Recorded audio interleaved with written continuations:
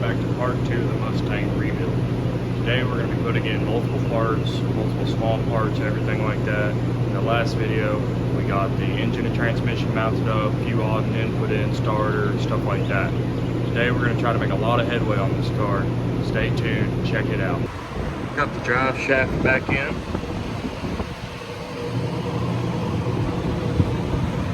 Next I'm going to work on the neutral safety switch here. As you can see, it runs up into the floorboard and goes in right there. I believe that in the past we have had to straight wire this, almost like bypass it, to make it work because it wouldn't start before. And the customer has supplied, I believe this is like a new old stock. So, hoping it lines up, length is correct, everything like that. We'll throw this in, show you what the inside of the car looks like with it in there, and get this in. And then I'd like to finish hooking the trans up, get the shifter linkage on, speedo cable with the new O-ring provided.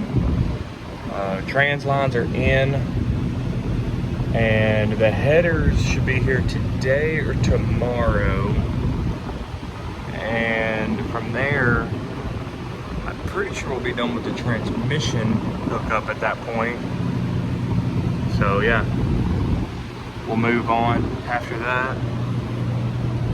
I will go ahead and install the fuel pump, put an oil filter on it, fuel line hookup, and then we'll start working back on the V-belt system. So yeah, and I believe we're trying to retain the factory air conditioning, which is awesome, and that'll make it even cooler, literally. And yeah, so looking at the neutral safety switch, here's the old one taken out.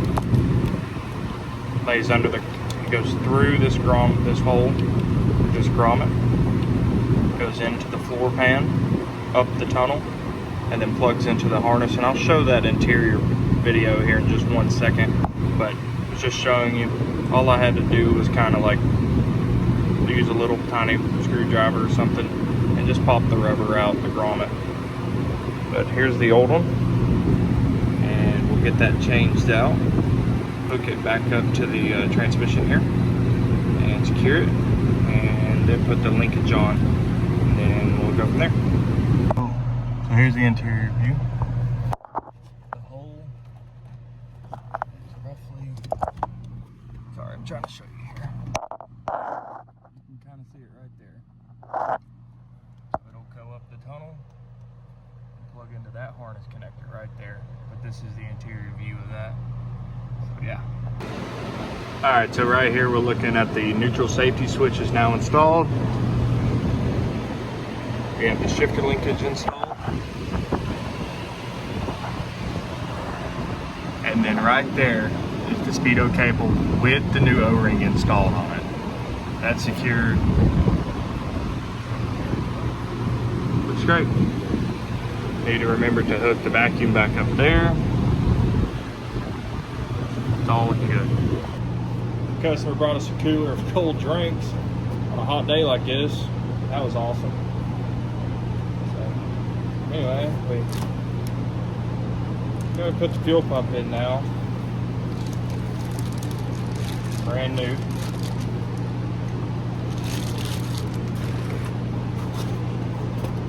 Came with 2 gaskets. Obviously we'll be using one. Got a good RTV, both sides of the gasket, and installed through. Pretty nice pump. Put a little assembly lube here. Make sure she don't go dry. Looks like it's gonna work really well. I need to find in, out, okay. So this is obviously gonna work here. I need to double check real fast before I go installing this that my fuel line coming from my pump to my carburetor is gonna fit this. It could not, I don't know. So we're gonna figure it out. I'd like to have a hard line from there to the car, but I know that there is a hose like one of these on the carburetor as of now, and I haven't mentioned it. We're running a Demon. I'm running a Demon, and pretty good carburetor. We'll use it for a lot of stuff. But I'm gonna double check that, and then I'll be back with y'all. So the one that originally came out of here, found it. It's not gonna work because the way it comes up and then it curves around the distributor and then goes right into the front of the original 2-barrel that was on this car. Delivering the fuel to a different location on the carburetor. So I'm gonna build one. It needs to be a hard line. I want, but it doesn't need to be. Look better though. Could also run like a 90 or like a 45 out of it, and then go from there. That might be the way to do it. We'll see. So yeah,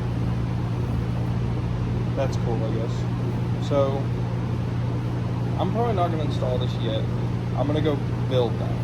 That's what I need to do. I'm gonna find out what I want to do there, so then I can take this to a parts store and thread in what I want. So yeah, let's tackle that. I mean, it's, as you can see here, this is the old pump. It goes in a different way. I like this one a lot better, the new one. So, yeah. Definitely gonna need it. Let me figure that out and I'll get back with you.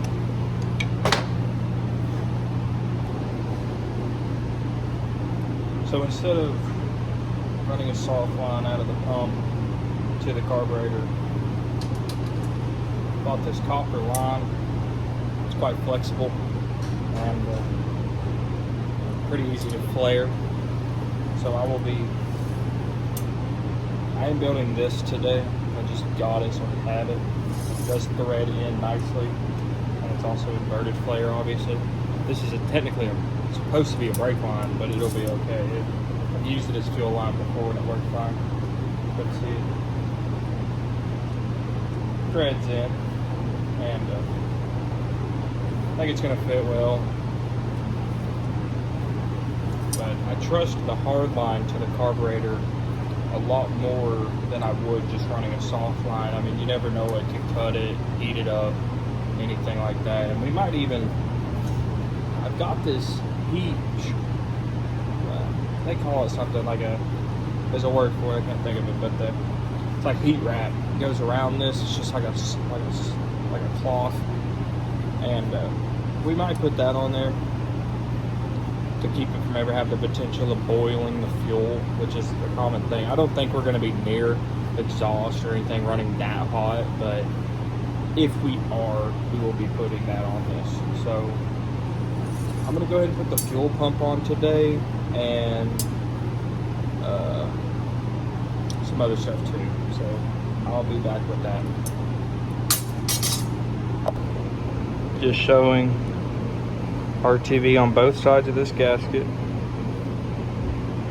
Assembly lube on the shaft. About to go in. Fuel pump in. Gonna have to go and find a little bit longer piece of fuel line because this one is just too short. So as I was showing earlier, the